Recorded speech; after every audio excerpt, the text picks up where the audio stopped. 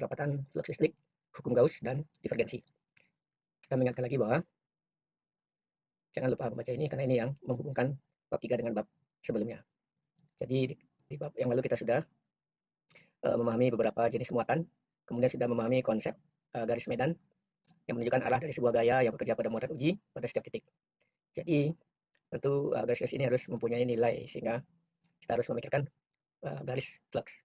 Jadi intinya bahwa penggambaran garis itu sangat membantu. Kalau sudah kita gambarkan pada kertas, maka garis-garis tersebut akan sangat membantu. Jadi kita ingat di akhir bab kita menghitung garis medan ya. Kita gambarkan garis medan ini. Kemudian juga menggambarkan garis medan ini. Jadi ini artinya apa? Ini adalah sebuah medan vektor yang berubah terhadap X, Y, dan Z.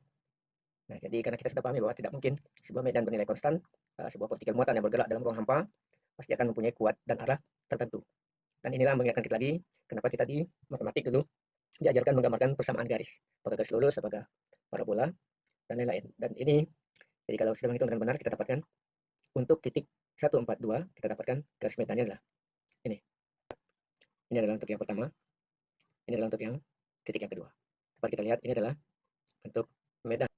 Sebagaimana kita dulu main-main dengan magnet, kalau ada sebuah kertas, kita taruh magnet di bawah ini. Kemudian di sini kita taburi sebuk besi, maka sebuk besi itu akan membentuk ya ada garis nampak garis medannya. Nah, bayangkan, nah itu menunjukkan bahwa ada garis medan seperti yang kita gambarkan di sini. Nah, kemudian ini kita lihat lagi bahwa akan dibaca bahwa percobaan Michael Faraday. Akan dibaca bahwa dia mempunyai bola pusat seperti ini. Jadi ada bola luar, ada bola dalam yang bisa ditutup sedemikian rupa. Kemudian di sini ada bahan dielektrik katanya, ya agar posisi ini tetap di tengah, tidak bersentuhan dengan bola luar. Jadi kemudian kedua, kemudian membuka ini bola luar ini dibelah, jadi ada dua bola. Kemudian bola bagian dalam ini diisi muatan positif yang besarnya diketahui. Kemudian kedua bola luar ini ditutupkan lagi sehingga ini dibungkus oleh bola luar. Kemudian ini dihubungkan sebentar ke ground. Nah, kemudian setelah itu bola luar ini dipisahkan kembali. Ya, katanya ini menggunakan alat yang terbuat dari bahan insulator supaya tidak mengganggu muatan yang ada di sini. Nah, ternyata apa? Faraday menemukan bahwa muatan total pada bola luar sama besarnya dengan muatan yang ditempatkan di dalam ini. Jadi ia menyimpulkan bahwa ada semacam perpindahan dari bola dalam ke bola luar yang tidak tergantung dari mediumnya. Nah, sekarang kita namakan ini perpindahan, menamakannya sebagai perpindahan atau flux perpindahan atau yang kita kenal dengan flux listrik. Oke. Jadi jika ada muatan positif di dalam sini, maka pada bola luar akan menginduksinya berupa muatan negatif yang besarnya sama dengan muatan yang ada di bola dalam. Oke, jadi karena Q adalah muatan yang ada dalam, maka kita tuliskan sekarang flux adalah,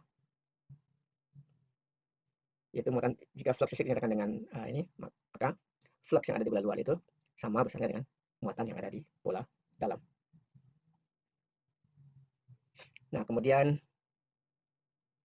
jadi itu pemahaman kita yang pertama, bahwa kalau ada dua buah bola sepusat, maka kalau bola dalam diisi muatan, maka pada bola luar akan diinduksi dengan muatan yang sama. Artinya ada flux perpindahan dari bola dalam ke bola luar. Nah, kemudian kita dapat memperoleh informasi yang lebih kuantitatif dengan mengambil bola dalam dengan jari-jari A ya. Ini bola dalam dengan jari-jari A dan bola luar dengan jari-jari B yang mempunyai muatan masing-masing Q dan min Q. Maka lintasan flux listrik memancar dari bola dalam ke bola luar. Ini sebagaimana yang kita gambarkan pada akhir bab. Ini adalah garis medannya. Ini yang kita maksud ya, lintasan flux.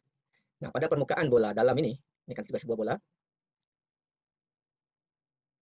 flux listrik ditimbulkan oleh muatan Q yang sama dengan flux yang terbagi serba sama di permukaan bola ini. Jadi bisa kita bayangkan, ini ada sebuah bola di dalam sebesar Q muatannya tadi, maka bola ini akan mengandung, jadi tadi kita sudah menyatakan bahwa pada bola luar ada flux perpindahan sebesar I sama dengan muatan yang ada di bola dalam. Nah, kalau kita ingin lebih detail lagi, bahwa bola dalam ini mempunyai jari-jari sebesar A, maka pada permukaan ini saja fluxnya akan tersebar sebesar V di semua permukaan bola ini. Oke, jadi karena luas ini adalah 4V A kuadrat, maka kerapatan flux pada permukaan ini adalah yaitu sebesar fluxnya dibagi 4 VA kuadrat di Coulomb per meter kuadrat. Atau bisa juga kita tulis ini adalah Q per 4 VA kuadrat. Selanjutnya kerapatan ini kita simbolkan dengan D. Karena tadi perpindahan dari muatan dalam ke muatan bola luar ke bola dalam ke bola luar. Ya, ini adalah displacement ya, jadi perpindahan flux tadi, perpindahan, sehingga kalau V per ini adalah kerapatannya. Jadi kerapatannya ini kita gambarkan dengan D.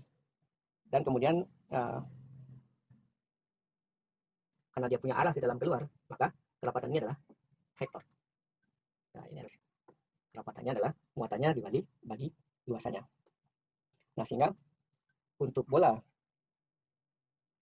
dalam dengan jari R sama dengan A, maka ini adalah kerapatannya. Sedangkan untuk bola luar dengan jari-jari sama dengan, jadi kita tuliskan ini untuk bola dalam. Sedangkan untuk bola luar dengan R sama dengan B, maka ini adalah Q per 4V B kuadrat. Ini adalah sebuah vektor. Nah, kalau sebuah vektor itu ada vektor satuannya, itu arah AR. Karena arah keluar dari bola. Nah, kemudian selanjutnya, apabila bola dalam ini kita perkecil, sehingga jari-jarinya semakin kecil, sampai mendekati 0, maka ini akan menjadi sebuah titik saja. Jadi, kerapatan flux listrik pada titik R, di R berapa saja, tetap saja, dia itu adalah sebesar per 4 R kuadrat. Kalau R-nya diperkecil berapa saja, maka kerapatannya itu selalu sebesar 4 VR kuadrat AR.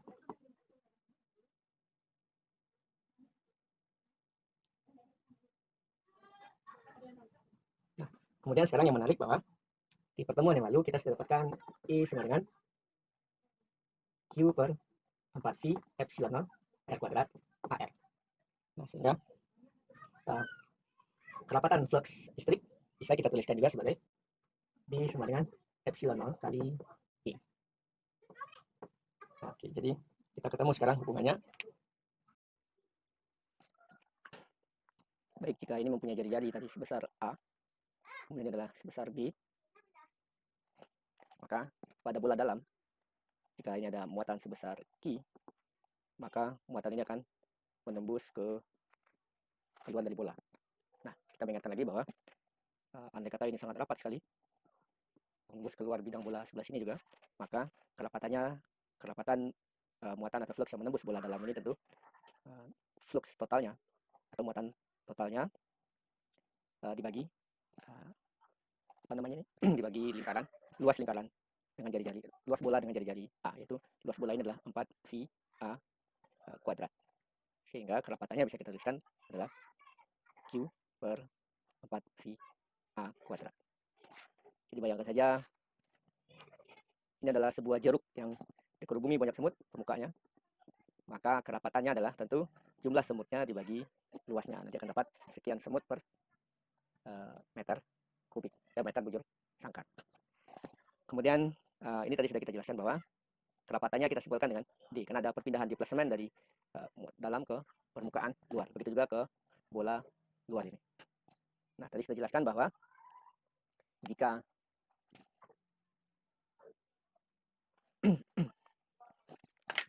bola dalam ini diperkecil sehingga menjadi titik saja, tetap dengan muatan Q, maka tetap saja muatan yang menembus ini adalah keluar dari bola tetap saja, yaitu di Q per 4V. Kalau tadinya ini A dan ini adalah B, maka setelah ini diperkecil ya kita ganti saja ini menjadi sebuah R. Maka pada bola luar ini kerapatannya adalah 4V R kuadrat AR. Oke, jadi seperti itu.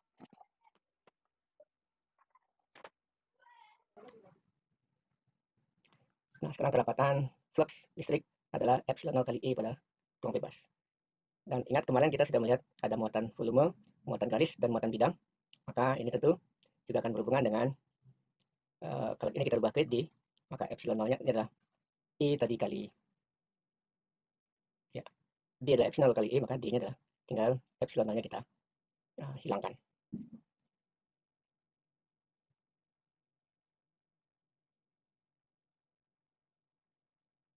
Nah, ini sebuah contoh.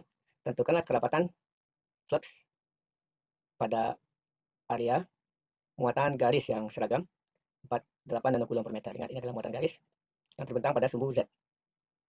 Oke, ingat E-nya adalah ini. Ya, ini bisa langsung Anda hitung ya. Rho-nya sama dengan 3, maka E-nya segini. Maka untuk jarak yang sama kita dapatkan di sebesar ini. Nah, ini tugas D31.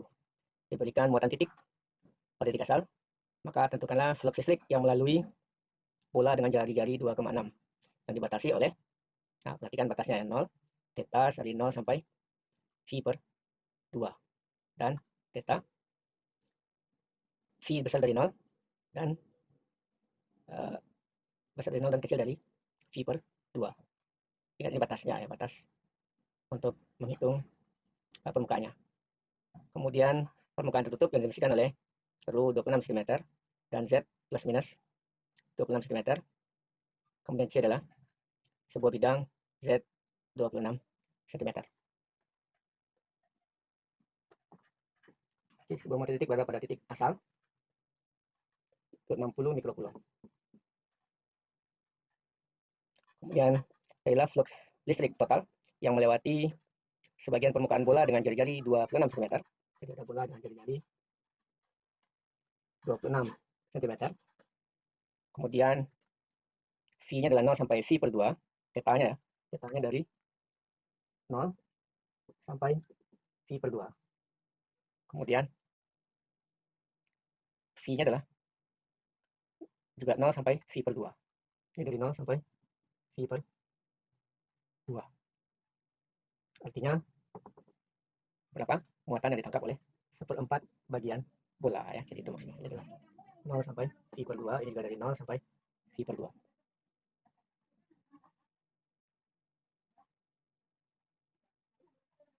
Permukaan tertutup Rho 26 cm ya. Nah, ini tabung sekarang. Rho-nya 26 cm. 26 cm.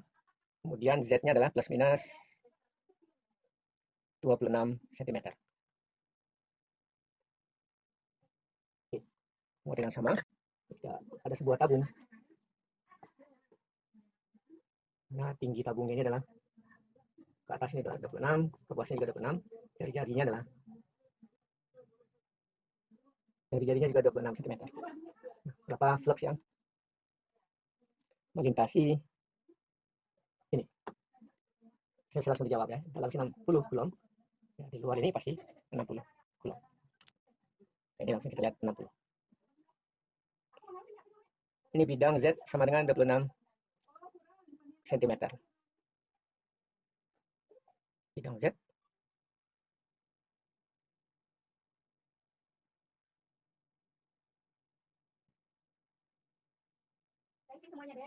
Oke, bidang Z 26 cm.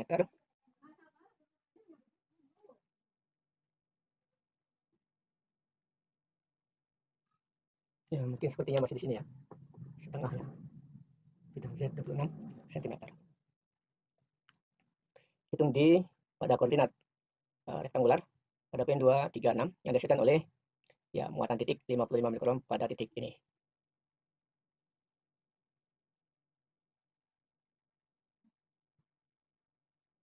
Kemudian sebuah muatan pada titik ini pada sumbu X ya. Kemudian muatan seragam dengan kerapatan, nah ini muatan bidang pada Z sama dengan sekian.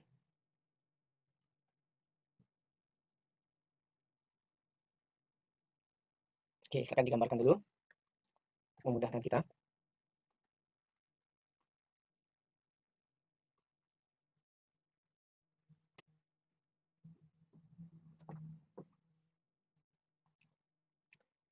hitung D pada titik 2, min 3, min 6. 2, min 3, 6. Maaf. Ya, 2, min 3, 6. 1, 2, 3, 4, 5, 6. Tentukan D yang diakibatkan oleh sebuah muatan titik 55 mikrocoulomb pada min 2, 3, min 6. Oke. Min 2, min 3, 1, 2, 3, 4, 5, 6. Ini muatannya adalah 55 mikrocoulomb. 55 mikrocoulomb. Oke. Jadi, sudah mulai kita tahu bahwa E adalah Q per 4 V epsilon 0 R AR. Jadi ingat, kita punya vektor ini, R. Sedangkan dia adalah R aksen. Jadi kalau E-nya bisa dihitung, berarti D-nya adalah tinggal epsilon 0 kali E. Ya, tinggal sama dengan pertemuan kita di bab sebelumnya, ini adalah vektor yang menghubungkan R kurang R aksen per R kurang R aksen. Oke.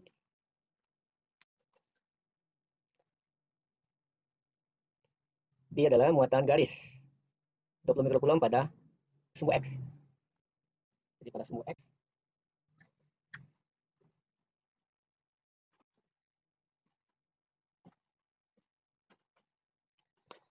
di sini ada sumbu X, ada muatan garis, yaitu sebesar 20 milicoulomb per meter ya. 20 milicoulomb per meter. Sama, tentukan di sini. D tadi di 2, min 3, 6. Sama persis dengan hitungan kita dengan muatan garis, kecuali D-nya adalah tinggal ganti epsilon 0 I. Dan begitu juga untuk muatan bidang pada Z sama dengan 5 meter. Z sama dengan min 5. Kan Z sama dengan 5 adalah di bawah sini 1, 2, 3, 4, 5 misalkan. Bayangkan di sini ada sebuah muatan bidang yang memanjang sampai terhingga. Nah, berapa D di sini? Berikutnya hukum Gauss. Sebenarnya kita sudah melihat flux yang melintasi sebuah permukaan tertutup yang dalamnya ada muatan sama dengan jumlah muatan yang dilingkupinya. Kemudian kita sudah definisikan juga mengenai kerapatan flux, berarti ya jumlah muatannya dibagi dengan luasannya. Nah, sekarang kita lihat hukum Gauss. Sekarang dibaca uraiannya.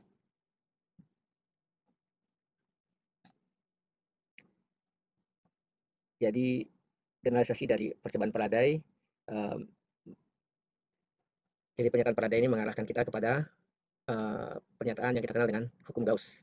Jadi flux listrik yang melewati permukaan tertutup sama dengan total muatan yang dilingkupi oleh permukaan tersebut. Jadi ini yang perlu kita garis bawahi, bahwa kontribusi Gauss bukan ya, ini adalah seorang matematikawan. Jadi kontribusinya bukanlah dalam menyatakan ini, tetapi bagaimana menuliskannya secara matematis. Jadi ini yang mungkin dulu pun kita lewatkan ya, jadi tidak menjadi perhatian kita. Jadi ini akan kita coba. Oke, jadi mari kita bayangkan distribusi muatan yang ditunjukkan seperti awan muatan titik seperti ini. Kemudian yang dilingkupi oleh permukaan bentuknya sembarang. Jadi ada awan muatan. Jadi permukaan tertutup mungkin saja berbentuk ya bentuk material nyata, tetapi secara umum adalah permukaan tertutup yang ingin kita gambarkan. Jadi total muatannya adalah Q, kemudian Q coulomb dari flux listrik akan melintasi permukaan ini. Jadi akan kalau ada Q, maka ada Q coulomb pula yang akan keluar dari awan muatan ini. Kita coba gambarkan. Pada sembarang titik, pada setiap titik pada permukaan, kelapatan flux listrik vektor D, ya kita namakan dengan D, adalah ds. Jadi karena dia kita ambil permukaan, maka kita simbolkan dengan S, di mana S ini adalah mengingatkan kita bahwa D kita ambil pada atau kita evaluasi pada permukaan. Dan ds secara umum berubah magnitudenya maupun arahnya dari satu titik pada permukaan ke titik yang lain. Oke, jadi kita gambarkan dulu. Ini misalkan ada awan muatan. Jadi kalau ada Q, katanya ada Q, coulomb muatan, titik, maka akan ada Q muatan titik juga yang akan menembus keluar dari awan muatan ini. Nah, kemudian kerapatannya kita simpulkan tadi dengan, diingat ini tadi sudah dijelaskan adalah vektor. Kemudian karena diambil di permukaan, maka kita simpulkan dia dengan ds. Kemudian kita punya unsur pertambahan permukaan ya. Jadi kalau kita ambil ini permukaan kecil pada awan muatan ini, dimana ini adalah unsur pertambahan ya, maksudnya bayangkan saja ini kalau ini adalah sebuah balon, kalau kita tiup maka balonnya akan besar, ini pun akan besar, jadi akan bertambah luasan permukaannya, dimana kalau balon ini kita tiup maka dia akan bergerak pada arah tegak lurus ini. Jadi seperti dia bergerak ke atas, ini akan ya unsur pertambahan ini yang disebut pertambahan luasan delta S. Jadi ini adalah sebuah bidang ya. Jadi delta S ini akan sangat akan ya, kalau kita ambil bidang yang sangat kecil, walaupun bentuk ini sembarang, kalau ini sangat kecil maka ini hampir mendekati bentuk bidang permukaan datar. Jadi kemudian elemen permukaan ini juga tidak membutuhkan tidak hanya pernyataan besarnya saja, luasnya saja, tetapi juga orientasinya pada ruang. Dalam kata lain bahwa elemen pertambahan permukaan ini adalah kuantitas vektor. Jadi sudah pasti ini mempunyai luasan yang disebut dia magnitude. Kemudian dia juga mempunyai arah dalam ruang seperti yang kita jelaskan tadi. Ini kalau bentuk sebarang ini membesar, maka ini akan bergerak ke arah, bayangkan ya, ini akan bergerak arah ya tegak lurus ya keluar. Jadi artinya apa? Ini yang kita simbolkan dengan delta S, magnitudenya delta S. Padahal dia sebenarnya juga mempunyai arah. Arahnya adalah vektor, ini adalah delta S. Coba diperhatikan juga ini bahwa ini dicetak tebal, berarti ini vektor. Kemudian ini arah yang unik yang mungkin kita hubungkan adalah delta S. Adalah arah normal terhadap permukaan. Itu yang tegak lurus terhadap permukaan pada titik yang kita maksud. Jadi ini dia delta S normal atau tegak lurus pada bidang ini. Kemudian tentu saja ada dua, tadi katanya ada dua arah. Saya lihat ini.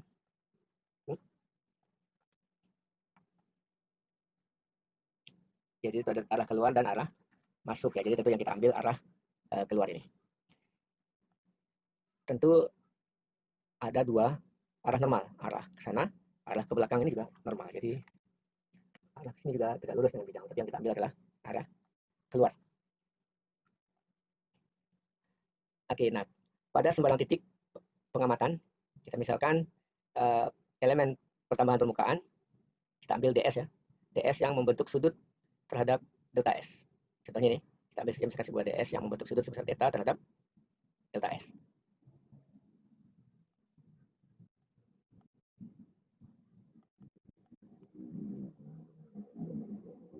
Sebagaimana tunjukkan pada 32, maka flux yang melintasi delta S permukaan ini adalah perkalian dari komponen normal ds dengan delta S. Jadi perkalian ds normal delta S. Apa maksudnya? Jadi kembali kita tunjukkan bahwa kalau ada diketahui kerapatan kemarin, kerapatan sebuah muatan pada permukaan bola, maka kerapatannya diketahui, maka tentu muatan yang melintasi ini, flux melintasi tentu kerapatannya dikali luasannya. Maka sama kalau kita punya, kita ambil ini ds, ini adalah ds, kerapatan flux yang menembus ini dengan membentuk sudut sebesar theta. Nah, ini mengingatkan kita kembali bahwa ingat yang menembus permukaan itu adalah tentu kerapatan yang tegak lurus dengan bidang ini. Nah, mengingatkan lagi kita bahwa kalau ada vektor A, ini ada vektor B, maka proyeksi ini adalah A kali vektor satuan AB perkalian titik. Ingat ini adalah besarnya A kali besarnya vektor satuan AB cos theta AB. Oke, nah kita perhatikan ini juga bahwa sebenarnya vektor yang menembus ini adalah, walaupun ini membentuk sudut theta, tetapi yang menembus ini adalah sebuah ds yang tegak lurus ini kita sebut dia ds. Nah, ds yang tegak lurus terhadap permukaan. Nah, besarnya berapa? ds norm ini adalah, jadi coba perhatikan. Ini ds norm dibikin cetak miring, berarti dia menunjukkan bahwa besarnya nilai skalarnya adalah, tentu bisa kita hitung dengan, misalkan ini kita gambarkan lagi dengan sama, ini adalah ds, ini adalah ds norm. Kalau sudah ini adalah theta, maka besarnya adalah besar ds kali vektor satuan arah ini, kita sebut saja as, cos theta. Ingat, besar dari vektor satuan adalah 1, ini adalah skalar, pasti ada sebuah nilai, kita kasih namanya juga ds miring saja karena besarnya ya, ds cos theta. Nah, maka ds norm ini besarnya adalah cos theta, ds cos theta. Dan ini coba, ini kita gambarkan sebagai vektor, karena ingat perkalian titik adalah hasilnya adalah skalar. Oke. Nah, kemudian berapa flux yang flux yang melintasi permukaan ini, delta S adalah tentu ds normal kali delta S. Jadi ini di sini salah ketik, lupa menulis S-nya ini, kayaknya kelewat di sini, S-nya loncat ke sini ya, jadi tolong diperbaiki. Jadi kita tuliskan bahwa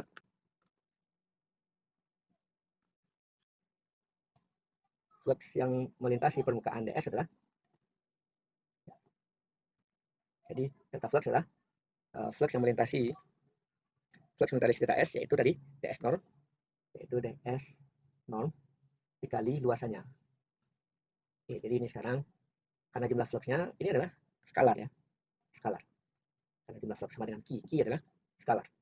Ingat tadi ini adalah sama dengan ds cos theta dikalikan lagi dengan luasan. Nah, ini sudah sama dengan bentuk perkalian titik. Ingat adalah besarnya, maka ini bisa kita tulis ds delta S. Jadi kalau mau tuliskan ulang, ingat, kalau ini tuliskan ini berarti adalah besar vektor ds kali besar vektor as delta S cos theta. Ini besarnya adalah ds karena dia skalar, ini besarnya adalah luasnya adalah delta S cos theta. Sama lagi dengan ini. Nah, ini yang perlu kita pahami bahwa ini sumbangan dari Gauss. Dia menuliskan, kita lanjutkan dulu.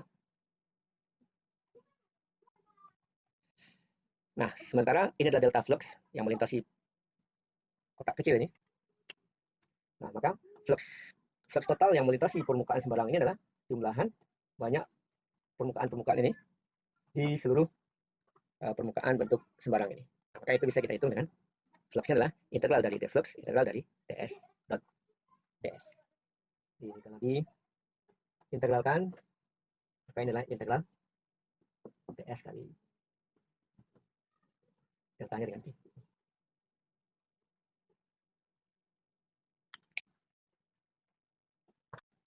Integral ds dot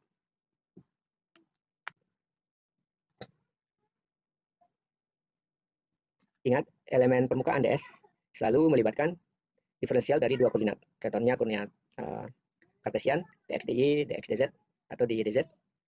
Untuk koordinat, untuk permukaan pada koordinat tabung bisa rho dv, d rho, atau pada koordinat bola, nah, luas sebuah permukaan adalah L kuadrat sin theta d theta dv. Permukaan. Silakan lihat lagi bab 1. Ini makanya kita juga tekankan ini penting di bab 1. Bagaimana mengambil permukaan kecil pada sebuah bola, tabung, atau pada kubus koordinat kartesian. Kemudian S ditempatkan pada integral untuk menunjukkan dia itu adalah integral permukaan. Oke, jadi akhirnya inilah yang dituliskan oleh Gauss. Pernyataannya sama dengan Faraday, tetapi ini dia menyatakan secara matematis.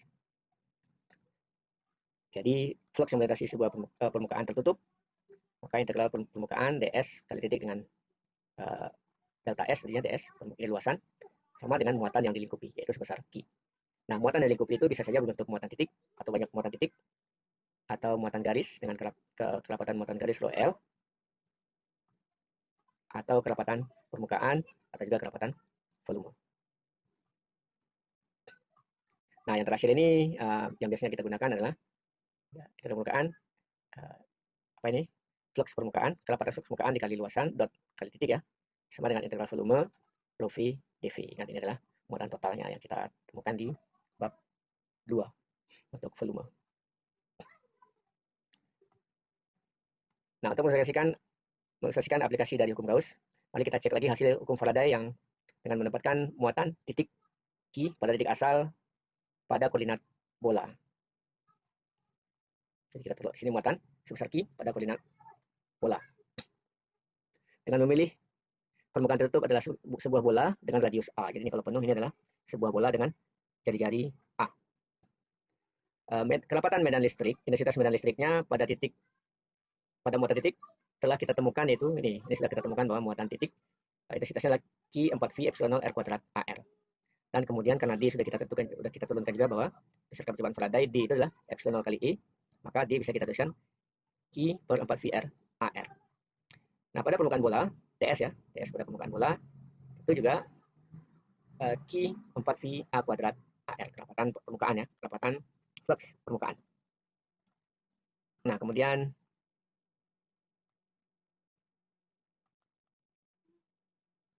elemen diferensial dari luas permukaan ini, coba lihat lagi bab 1, ds kecil ini pada permukaan bola sudah dituliskan ke R kuadrat sin theta d theta dv. Karena jari-jarinya adalah A, makanya A kuadrat. Sehingga ds adalah A kuadrat sin theta d theta dv. Kemudian ini lupa, ya, ini arahnya adalah AR, karena keluar dari permukaan bola. Nah, sekarang kita punya perkalian titik ds, kerapatan flux permukaan, kali titik dengan luasan kecil ini, maka ini adalah Q4V A kuadrat sin theta d theta dv AR ya, karena dua-duanya arahnya adalah AR. Sehingga ini AR kali AR adalah 1, maka kita dapatkan perkalian titik ini adalah Q4V sin theta d theta dv. Nah, ini selanjutnya kita integralkan untuk seluruh permukaan bola.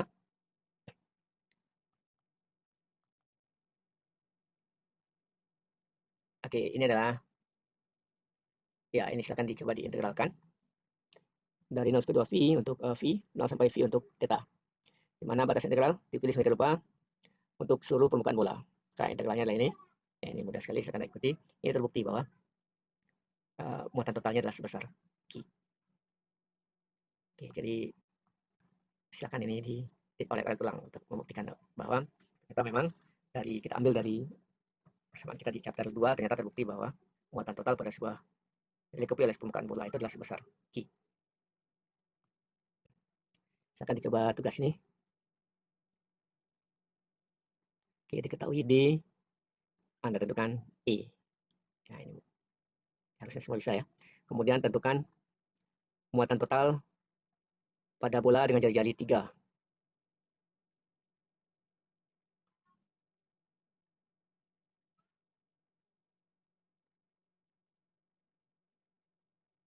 Oke, kerapatannya diketahui, berarti bisa di permukaan bola. Nah, ini bisa dihitung. Kemudian tentukan flux listrik yang meninggalkan bola dengan jari-jari 4.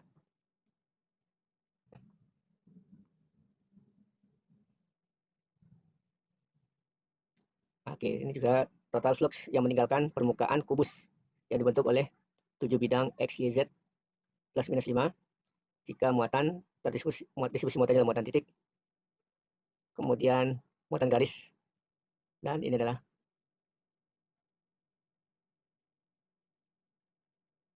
muatan permukaannya. Oke, silakan dikerjakan D33 dan D34.